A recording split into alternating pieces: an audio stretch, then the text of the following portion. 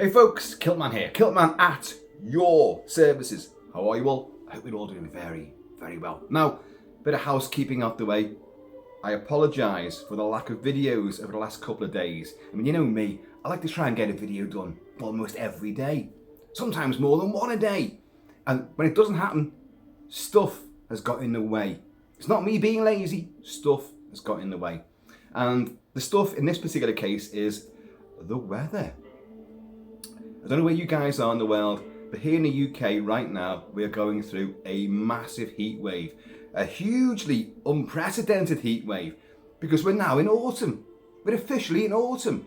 We had loads of summery days during the summertime, a lot of rain as well, but a lot of really, really sunny days, which people in the UK tend to forget about that.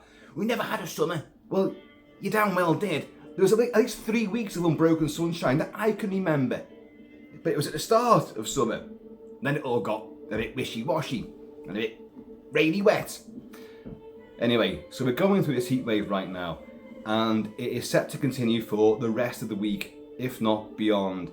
And I think today, I heard just before on the radio that today, which is Wednesday, the 6th of September 2023, that this could actually be the hottest day of the year so far. Now, why that's delayed and postponed my videos is because with it being so hot outside and having a husky dog, you've got to take the husky out early in the morning. Makes sense? Yeah, makes sense. You with me, aren't you? Yeah, big shaggy fairy coat and all that. Too hot, and the pavements get all, that's sidewalks for you in America, get all scorching hot. And careless dog walkers forget about that, and they walk their dogs in the midday sun. Now, yeah, okay, you might get away with that because, plenty of water for them. But if they're walking on pavements, the pavements get scorching hot and their paws get scorched and roasted. So it's painful for them. So take the dog out earlier. Great idea, Kilt-Man. Go around a cemetery where there's plenty of taps, fresh water for her to drink and bathe in, and of course loads of hedges and trees, with shade to lie in. Brilliant. Massive man of action. The plan came to fruition. Well done, Kilt-Man. And on Monday, I did that and ended up in the pub at midday with the dog. Well, it's in the shade. And there was a liquid refreshment there. The dog gets a bowl of water and loads of treats and loads of lovings from all the usual patrons there. And I get loads and loads of whiskey. Then it came time to leave. Pavements with El Scorcheroonie, because obviously while we were in the pub, the heat had just risen. So the poor dog is now seeking out the shady patch on the other side of the street. Not the sunny side, the shady side. So off we go, over there. And we're walking back, and she's taking her time doing it. And the sun is beating down, and I've had loads of whiskies. And then we get back home. Oh, I've got that video to do. I've got that unboxing to do, which I promised. I'll get sorted out for that. Oh, I feel really strange. I feel really, kind of woozy. Oh, wait. I need to lie down somewhere. And lie down I did. For the rest of the day and night. I had heat stroke. Or some would say sunstroke. Some would say, yeah, you just drank too much whiskey. Whatever. I was rough as hell. And I couldn't sleep either. Oh, it was just, you were delirious. And I've had sunstroke / heat stroke before, so I know the symptoms. And yeah, boy, did I feel like I had that. And you're all over the show. You're completely comatose. And yet you're wide awake. But you can't move. It's horrible. And then yesterday morning, which would be the Tuesday morning, we're now on Wednesday, I woke up. It's only going to get hotter. Yesterday was hotter. Today's hotter again. And I thought, right, got to get the dog out early. I feel so much better. Did exactly the same thing. It was Groundhog Day all over again. But the exact same format took place. Went round the cemetery, splashed her with loads of cold water from the taps in the cemetery.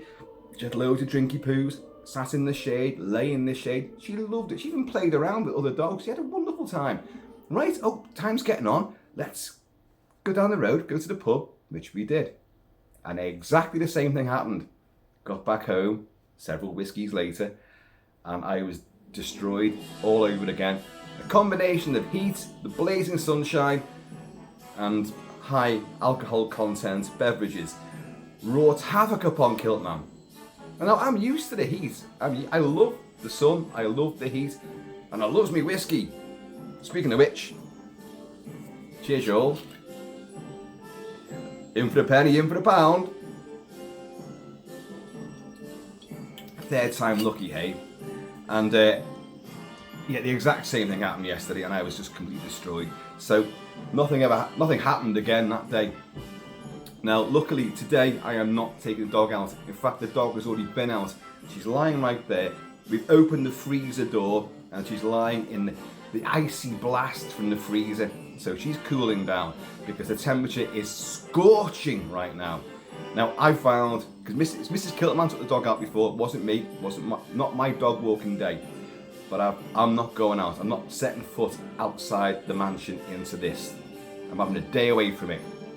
Not away from the whiskey, away from the blistering ball of fire in the sky. So, anyway, now I'm going to play catch up. My last video was an unboxing. A fabulous unboxing of a vast Hammer Horror magazine compendium. The collection of all the Hammer film adaptations, comic book adaptations from the House of Hammer magazine from the early 70s, edited by Des Skin. And I said in that video that I had other unboxings to do. Well, here's one of them now. Now you can see there's Conan over there, there's Conan behind me. Conan. And I'm playing Conan the Barbarian soundtrack from Basil Polidoris right now. Why?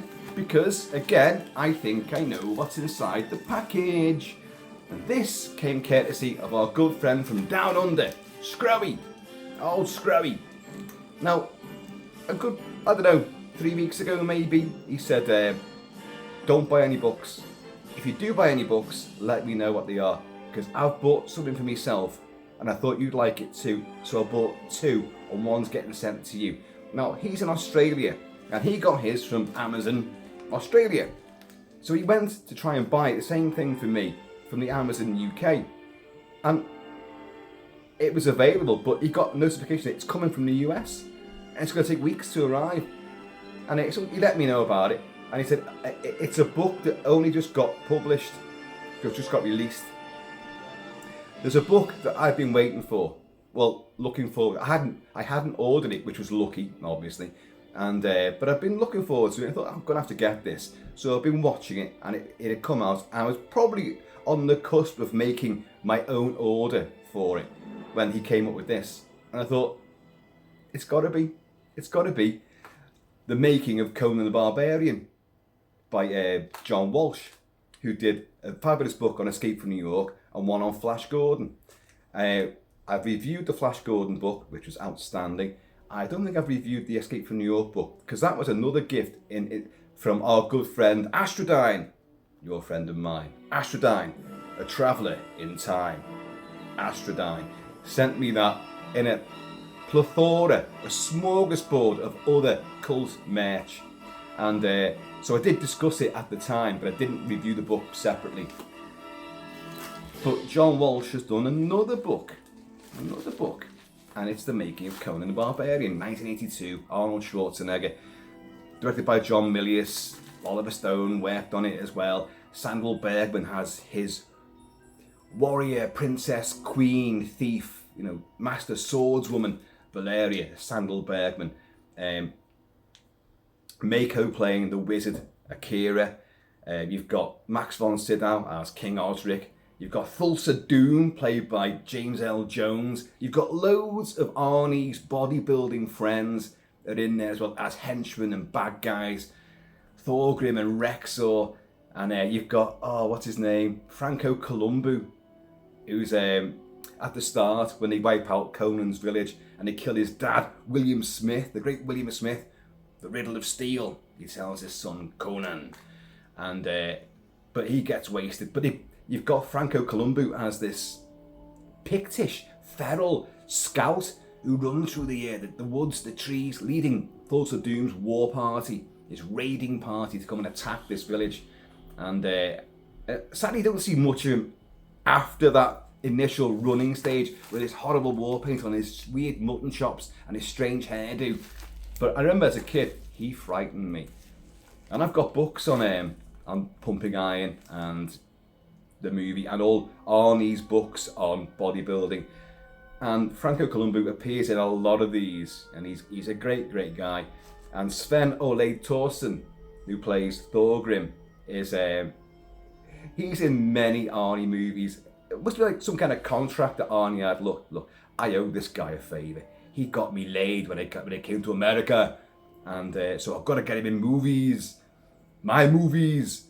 And so he's in lots and lots of movies, like The Running Man. He's in Predator. He's the guy in Predator where Arnie, kicks the door down to the, you've got the guerrilla camp where the two American CIA guys have got their heads blown off, and Arnie and his team go in there, Dutch and his men, his commandos go in there, and he kicks the door down. And even though there's gunfire all the way around the camp and huge John McTiernan orchestrated explosions, fabulous battle sequence, and Arnie's men are killing guerrillas left, right and centre. And these two guys in there are just reading some reports, and Arnie kicks the door down and goes, knock, knock. Arnie looking like that right there. I don't know if you can see him there. That's full Dutch from Predator.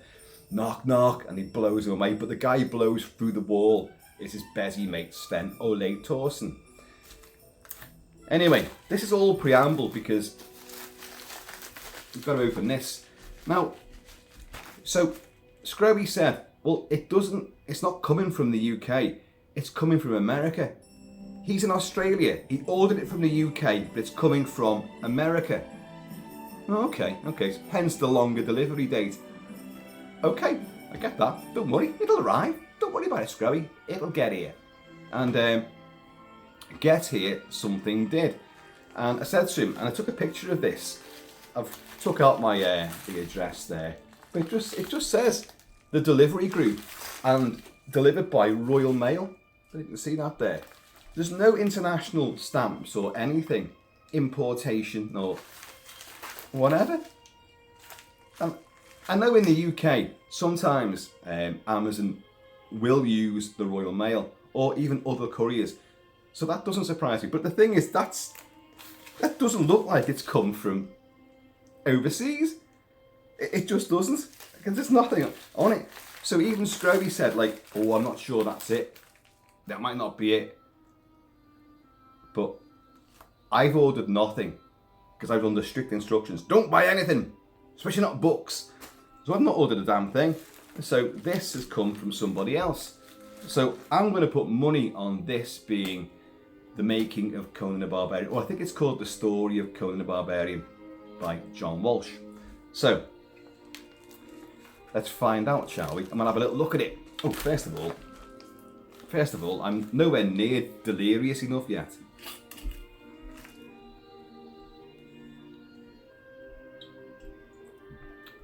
I'm Crom. If you don't like whiskey, then the hell with you.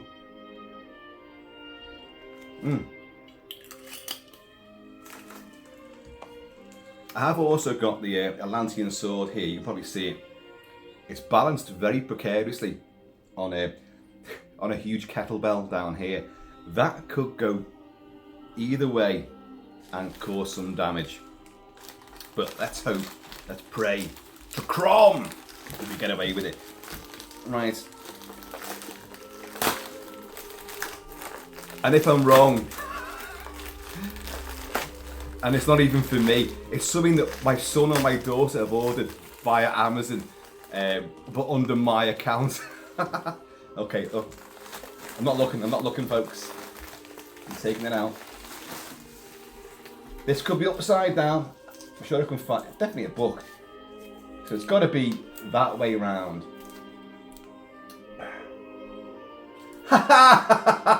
Upside down. Upside down and back to front. My favourite sexual positions, as it happens. It's Conan the Barbarian, the official story of the film. My God, I got the title wrong several times there, didn't I? But I got the writer's name right. John Walsh. Now, ooh, look at that.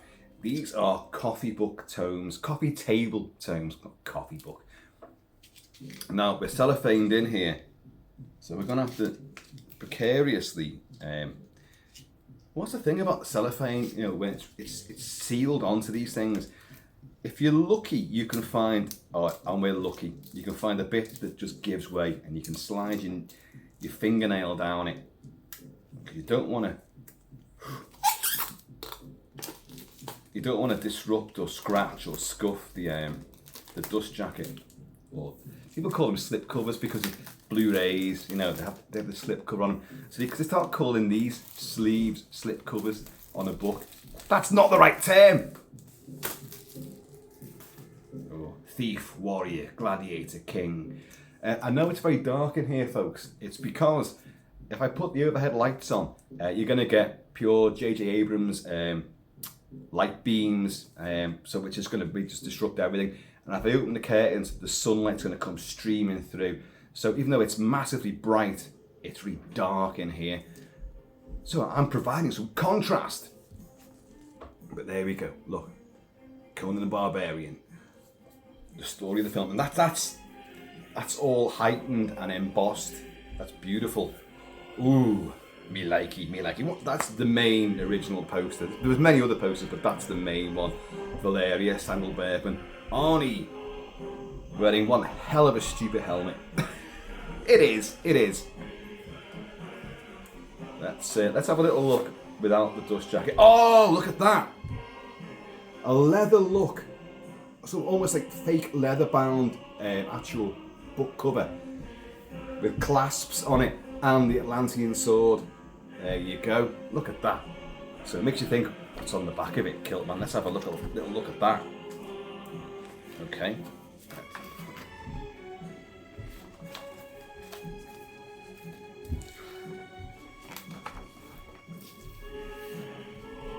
Same again, folks. Same again. And if we look on the inside of the dust jacket, you've got a picture of, God, this is very unwieldy, you know, trying to do this. There's the guy himself. It's John Walsh, mate. It's John Walsh. There he is. John, say hello. Get out my ring light. There's John. John has another book coming out this year on The Wicker Man. Wowsies. So he's covering some of our favourite movies. Part of me thinks that I should have done this. Kilt-Man knows his movies, and Kilt-Man is also a published author as well. So why didn't I think of doing this? Oh, sorry, I'm looking at this myself. I'm not even showing you. Right, now, the great thing about these books is the imagery. The glorious photo spreads across the pages. Now, I am guilty of having said about these books, Flash Gordon and Escape from New York especially, that if you know these movies, you're not going to learn anything new from the text on these. You might, but if you know your movies as well as many of us do, it's a lot of stuff that we already knew. But it's in one handy catch-all sort of capsule, and Arnie, Crom, I've never prayed to you before. I have no tongue for it. No one, not even you, will know if we were good men or bad. It's fantastic, isn't it? Oh, there's our trio. Super tight. Jerry Lopez, you know, surfer. Got this horny guy here, and you've got Valeria with her dance moves and athleticism, and she's great, wonderful. And the blood spattered Atlantean there as well. So what was I going to say there? This one actually looks to have a lot more text in it, which I like, because I'm hoping that I'm going to learn something from this that I don't already know, because you know that's the name of the game, isn't it? There's John Milius doing his stuff, directing with, you know, almost like military campaign zeal and relish, wearing his own modified beret from his own fictitious John Milius Special Forces unit. But, and there he is, there's John Milius with the Atlantean. The Atlantean sword by Jodie Sampson. I've done videos on that sword as well. We've got storyboards. We've got fabulous artwork there. I don't know if that's pre-production artwork or, let's have a look. This page from artist Stout, concept art for King Conan film left. Yeah, well, we're still awaiting the King Conan movie, aren't we? I've done videos on this specifically, and Arnie, you're not getting any younger, mate. You're at the age now where you can play King Conan. You can play the aged Conan. I have every single comic book version of Conan, as well as all Robert E. Howard's original stories. I've got everything to do with Conan, everything, apart from those fantastic figures, which are too bloody expensive. Can't get them. Damn it. But Arnie, you may well be the face of Lidl these days. Lidl, the shopping supermarket chain, Lidl. He's the face of Lidl. Have you seen the adverts for it? They're great.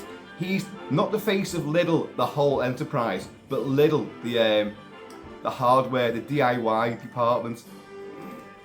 Power tools. The art of William Stout. Artist there. Well, I thought that sword was making a move then. And like Thulsa's Temple. That's Ron Cobb, production designer, art designer, Ron Cobb. Worked on so many movies. Alien, Blade Runner, so many movies. Specifications for the design work of these palaces and temples. And a bloody big snake effigy. The one thing that didn't really work, isn't it? It's the giant snake. And Milius didn't really want to use a lot of sorcery and mythology. He liked the brawn and the ancient history side of it, but not the actual sort of like wizardry. Yeah, you've got Akira's in there, and you've got necromancies in there, and you know, and Valeria comes back from the grave, comes back from Valhalla, you know, to help Conan in his moments of need right at the end. Maps, a bit like something from the Shire, that isn't it? And of course Tolkien would use a lot of this for Lord of the Rings. It's all European history. I mean, Samaria was somewhere way up northern Europe, certainly Celtic, put it that way. Oh, there is some fabulous artwork here. Look at this.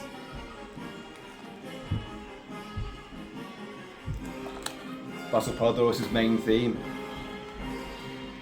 Of course, this is where they've just broken into Thulsa palace, and they've re-kidnapped the king's daughter, who he kidnapped in the first place for his snake cult. Just another snake cult. They're springing up all over the place. You've got script pages, you can see that. Concept drawings for characters. See, this is why these books are invaluable. Coffee table tomes, you know.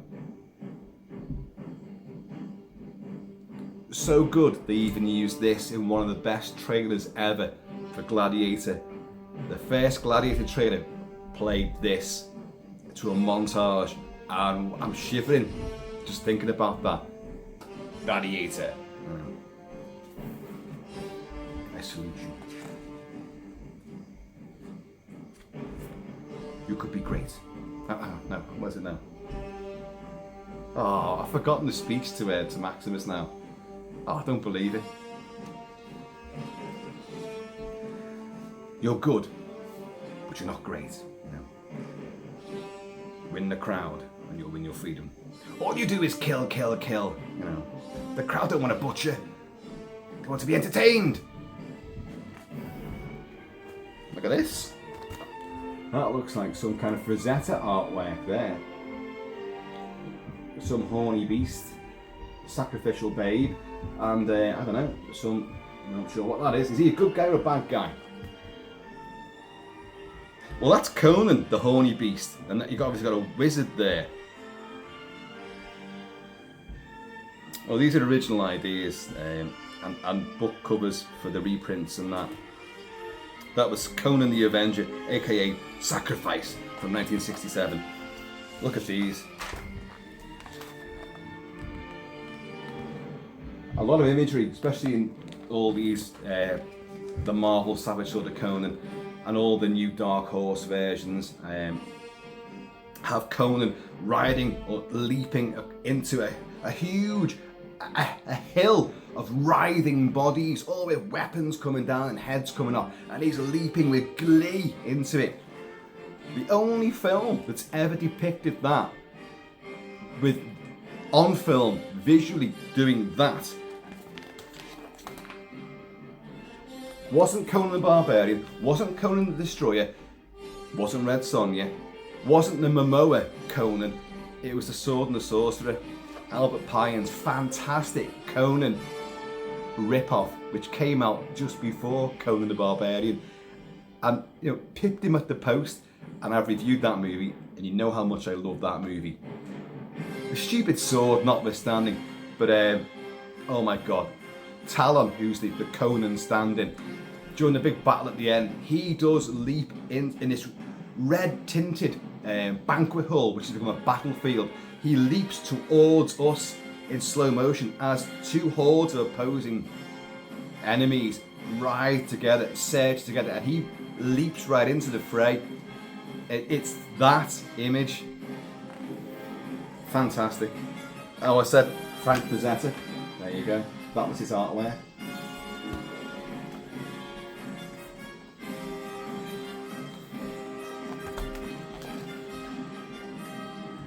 And then I pushed Stallone into a rose bush. Ha ha ha ha ha. He's only small compared to me. Oh, well, there's Arnie, looking like he's from Raw Deal. Does it say that?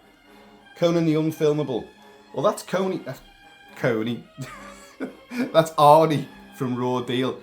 It looks like John Frankenheimer who directed that. Is it John Frankenheimer? What a fool am I? It's Dino De Laurenti. Douche. Oh, it does say producers Martha Schumacher and Dino De Laurenti with Schwarzenegger on a set for their 1986 action film Raw Deal. Wow, it's gone super, super dark.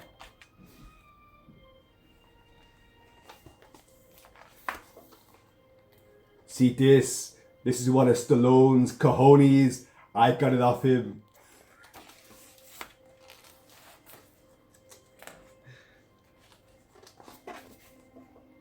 He looks like a right goofball, doesn't he? No, I mean that picture where he's laughing, obviously. Not that picture where he's looking absolutely fucking brick hard and mean.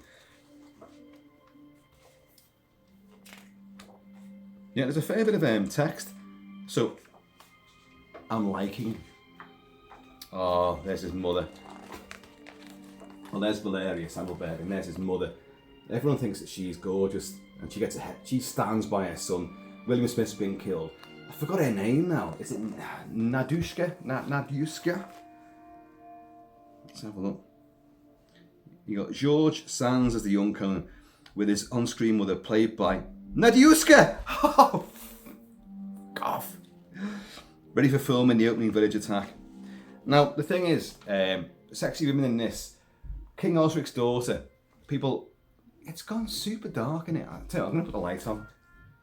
Watch that sword for us for a second, would you?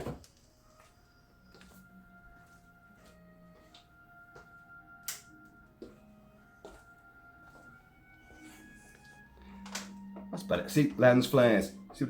See, we've now got that. Now, everyone I know, and if you go into the Conan the Barbarian movie fandom, everyone loves this Nadyuska, but it's the wolf woman, the wolf witch, that I always fancied. Ooh, yeah. King Osric's daughter. Oh, sorry. People fancied her, rightly so, the mother, but they fancied King Osric's daughter as well, and she was some kind of model or something. And she's horrible. I mean, no offence if she's watching. I don't think she's watching, unless she's watching from up above. I'm not making this any better for myself, am I? But well, that's a matter of opinion. It'll be better in a second.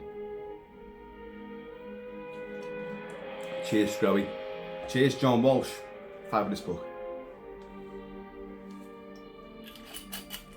But yeah, they all fancy her, and I'm like, are you mental? Look at it. Ugh. Obviously, if you're the king and it's your daughter, you want her back. But otherwise, I'd be like, Rolls of Doom, you can have it. Christ, not interested.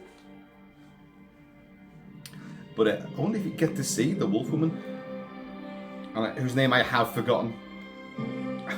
She's got to be in here somewhere. Because she's bloody gorgeous. And in fact, let's play that music. Which is also a reworking of the war paint music. Is it? Oh, hang on.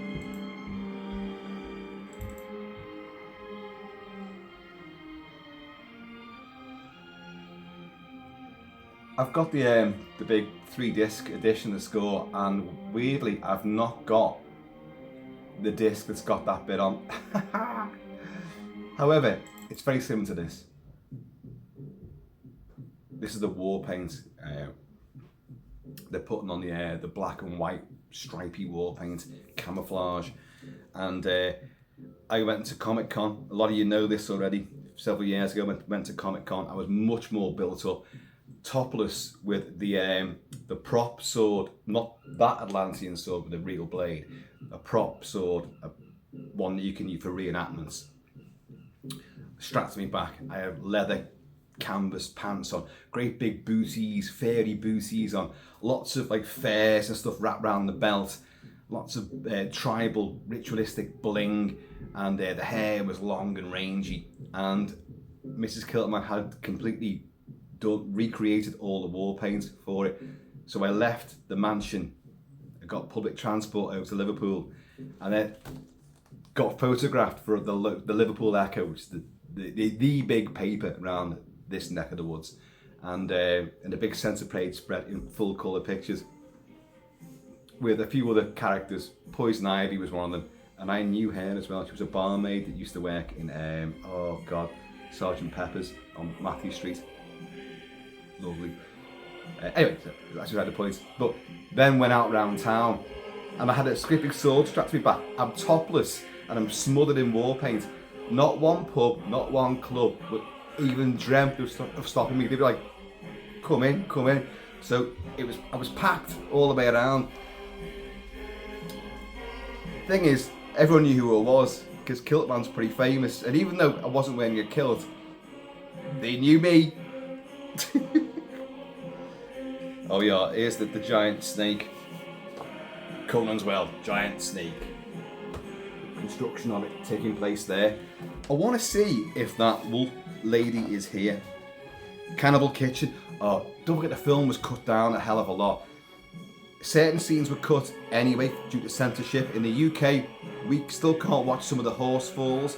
Although if you get the big special edition Blu-ray and you flick the language channel over on the menu screen, you get the full uncut one. And I'm not approving of tripwires and taking horses' legs out from beneath them, because a lot of horses die from this. I'm not a fan of it, but the way it was cut, it makes a mockery of several scenes in the movie where these stunts had to be applied. The Battle of the Mounds is ruined, absolutely ruined because of it. So you've got to either live in a different country where it's not illegal or banned on film, then you can watch it normally. Otherwise, in the UK, you've just got to change the language, and you're there. On your player, not the disc. To stress that. But the Cannibal Kitchen, there's a lot more in that. Where all the bodies are they're hung up by their ankles, and they're chopping bodies, and of course the big cauldron of broth, and there's heads and fucking hands and stuff in there, and this girl picks up a hand and starts to munch on it, because Rolls of Doom Snake Cult all happen to be cannibals, because What is steel, boy, compared to the flesh that wields it? It probably says about the. Well, you won't see the imagery here because it won't come out too well on this. But there's all the prop bodies all hacked up and all that, and limbs and chopped off. The sword fight, which takes place afterwards, where Samuel Bergman actually genuinely cut herself pretty badly as well. You've got Conan having a vulture sarnie, yeah, an Arnie sarnie with a vulture. There he is on the. Contemplate this on the tree of woe. Ooh. Heads rolling. So you're talking about the heads coming off, fake heads. Missing monsters. Well, here you are. Well, here you are. Cheers, John. Cheers, SGROWIE, because here's some imagery I had not seen before. Completely. Of creatures that were not actually devised and almost built, but not actually in it. These are Neanderthal warriors. Optical effects, matte paintings. Arnie in that fabulous black and white war paint. That's the best look that Conan's ever had. But I'm trying to find the wolf woman. Cutting Conan. The music, well. Here we are. He's massively plugging Intrada's 3-disc edition of Conan the Barbarian, which is there. Basil Polidoro says, do you know what, I'm going to take this jacket off. No, I'm not wearing a jacket, but the book's jacket, because it's flapping around and getting in the way. So I'm removing that right now. Oh.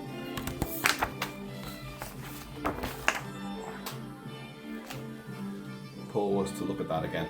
Wow, look at that. Whoa! Abrams, eat your heart out.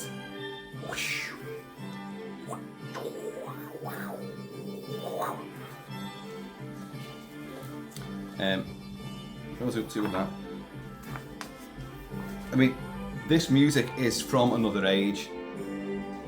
As Polidorus always said, you know, well, there's no historical references musically to, you know, the Hyborian age. There isn't anything, you know, so, and there's no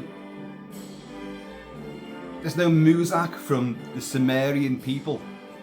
So I've got to create this, which he did, and he created really barbaric motifs and instrumentation, a vast orchestra who aren't playing at their best, but as we now know, they're slightly off key. It's not recorded in the best quality originally. The original master tapes aren't the best, and what plays in the movie isn't the best, but because it sounds slightly more archaic and kind of to any musician's ear, that mistimed that. It's not quite correct.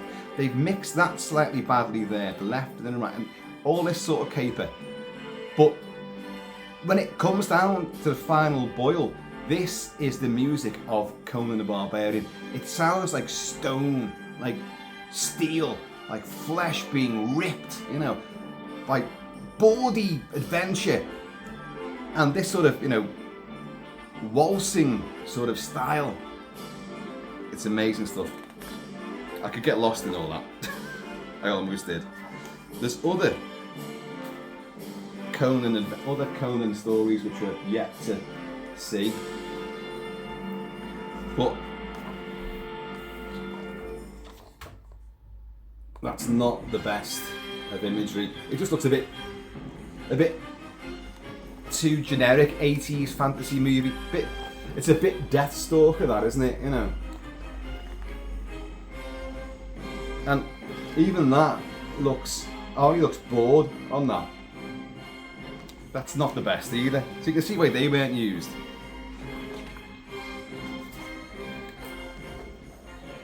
That's fabulous, that then. I like that. You see that? You see part of that over there. With a fabulous original, well, alternative poster artwork from our good friend, you know him, you love him, Steve 007 Smith. So there's tons and tons of artwork, poster art and all that. The music. And I'm still trying to find this bloody wolf woman. I won't rest. The wheel, you've got the wheel of pain. You had the animatronics on Full Doom becoming the snake, which just, and the hand goes back into the big voluminous sleeve of his robes, but it ain't the best of effects.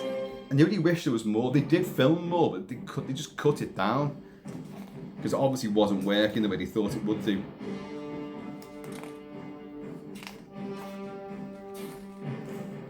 The final battle and the death of Doom. For who is not your father, if it is not me? And like Conan actually thinks about it for a second, and then just goes, just fucking hacked his head off, and the body tumbles down the steps, and then he throws the head, and it makes that great noise going down the stone steps, and they're all going, all his thousands of his followers, his disciples. My son, you came back to me. Oh look, I'm getting really annoyed now because I can't find this wolf woman, wolf witch. The orgy sequence, yes.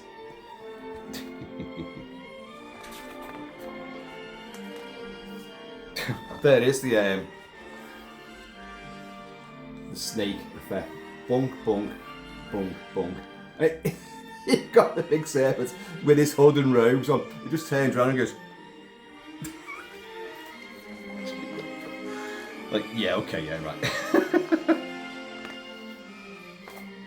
And of course, the big snake and the initial thievery that takes place, which obviously, pisses off Thorgrim and Rexor, because Rexor, is it Rexor? Yeah, he loves his snakes, and of course, Arnie kills one of them. Like, oh, for God's sake, where is she?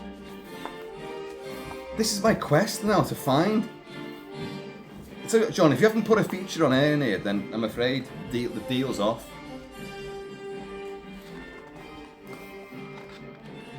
Here she is. Oh dear God, look at her. See, even that. Oh God, she massively. What's her name? Of the few female roles in Conan, perhaps one of the most memorable is Cassandra Garver and her performance as the witch. Garver found the shoot to be a challenge. To create the wind effects inside her hut, she was pinned from underground with air tubes carefully placed alongside her neck to allow her hair to billow as she cast her spell of seduction on Conan.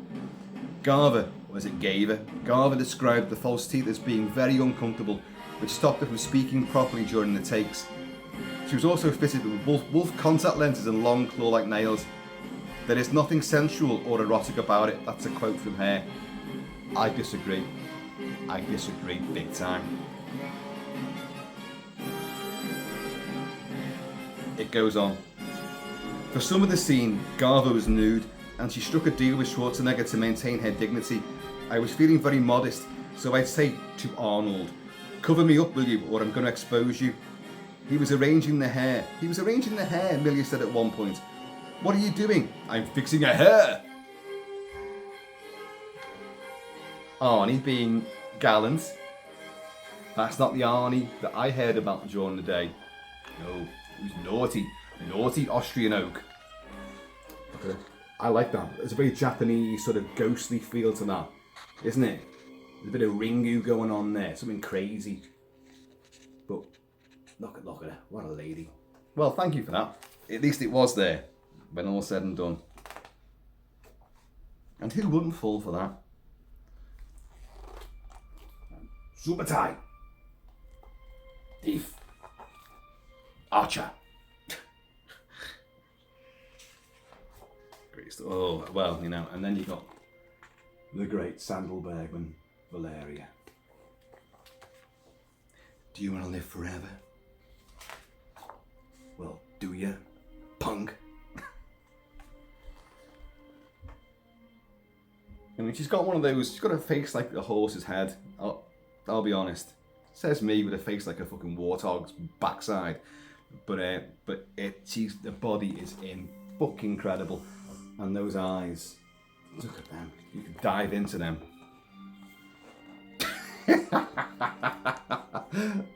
Look at the faces. Look at Hardy. Yeah. Me like him. Yeah. How much can you bench press? Can you bench press me? You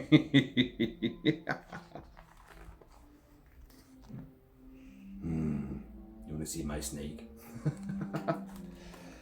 Folks, that is a wonderful book. John, another great tome, a coffee table tome, full of great pictures and lots of little bites of stuff there. And you seem to have covered everything with the usual aplomb and visual pizzazz. And SGROWIE, mate, brilliant. I did think right from the word go, because I think I was saying, he said, like, don't order any books, and if you let me know, or let me know if you do order any, because this has just come out and it's definitely something that we're into. SGROWIE loves the Beastmaster, he loves Conan, he loves swords, and you know, Sword and Sorcery. So we're all in the same wavelength there. So I thought, what's just come out? It can only be this. So I replied to him with like lots of little image, you know, little memes or whatever the hell you call them, emojis of, you know, big arms and swords and stuff like that. I thought he should pick up on this. That's what I think it is.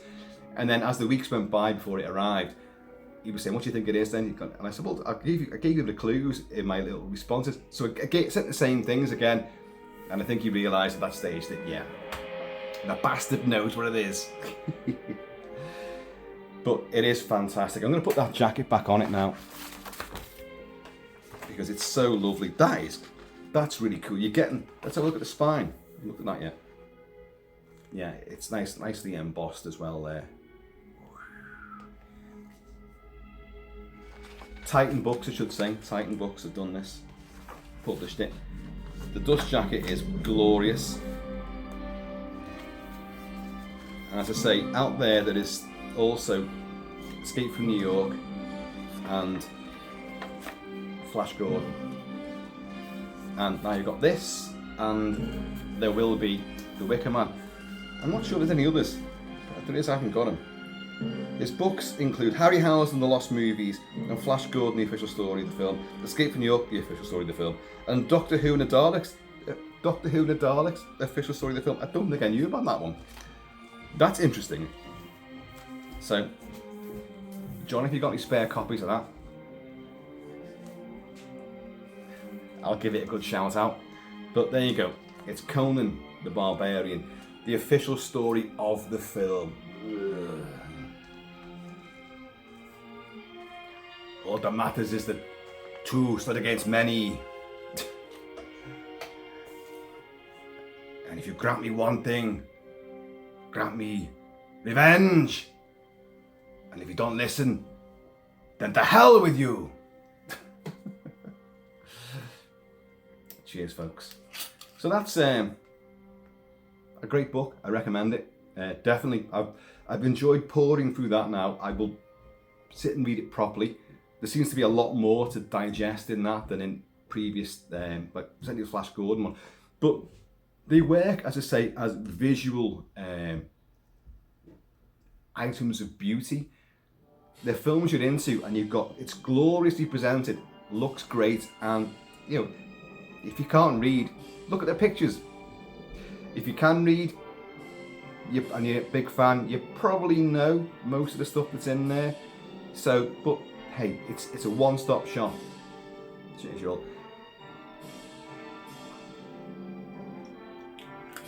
There are some great books out there which cover the entire phenomenon of Conan, from Robert E. Howard's original books, and then the migration into comics, how Marvel did it, how Frazetta did all the book jackets and illustrations for the many versions that came out in subsequent years of the original stories, and compendiums, and of course the action figures, the music, the Momoa version, Conan the Destroyer, which by the way I have reviewed that film extensively on the channel because I'm a massive fan of Conan the Destroyer. The original vinyl is there, right behind me. I love it because, and you know, don't leap on me for this. It's more in tune with what Robert E. Howard wrote. Conan the Barbarian from Milius and Oliver Stone and all that. It's quite removed from what Robert E. Howard wrote. It's a different kind of story. It's the best cinematic version of Conan we've had. It's gloriously awesome, and we do want King Conan to come out before Arnie gets too fucking old to do it. But it's a big departure from what Howard wrote. Conan the Destroyer actually brings in a hell of a lot more elements of stuff.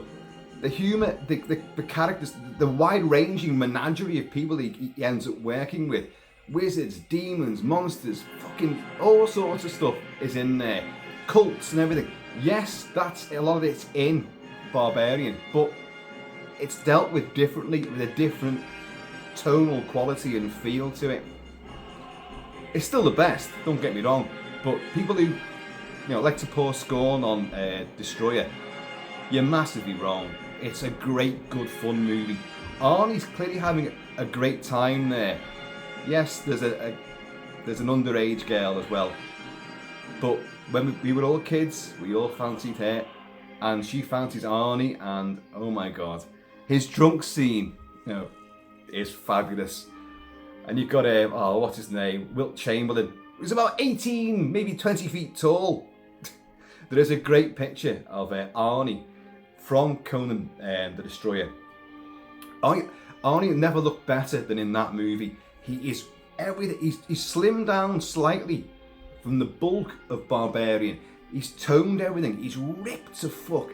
The tan is better. He's filmed better. He looks. I'm a straight heterosexual man, by the way, but fuck me, that's one hell of a body, And there's a great shot of him posing on set with Wilt Chamberlain on one side and Andre the Giant on the other, and Arnie looks like a pygmy compared to them. He looks like a tiny pew. These two just tower above him, and they're fucking massive. It's great. Gotta love Arnie. Gotta love Conan. Conan knows where it's at. It's just robbery, thievery, butchery, barbarianism, and wenching. Oh, and he likes a tipple, does Conan as well. Oh yeah. Oh yeah, and you got Grace Jones in there as well. Forgot about that. That's Destroyer. Folks, that book's great. Go order it if you haven't got it already. And I have been over Shabby Kilt-Man. Please, in the meantime, in this ever barbaric in between time, please keep it Celtic, keep it Celtic. In fact, keep it Sumerian. And I'm going to see you all later. And Scrowie, cheers, mate. I'm not sure that actually came from America, weirdly, because there's nothing to say on that packaging that it's actually travelled anywhere other than inside the UK. So go figure. And he said to me as well that according to the tracking notification, it hasn't even been dispatched yet. Or did someone else send that to me? No, that was you. That's got to be you, Scrowie. It's got to be you. Anyway, right, that's it. I'm out.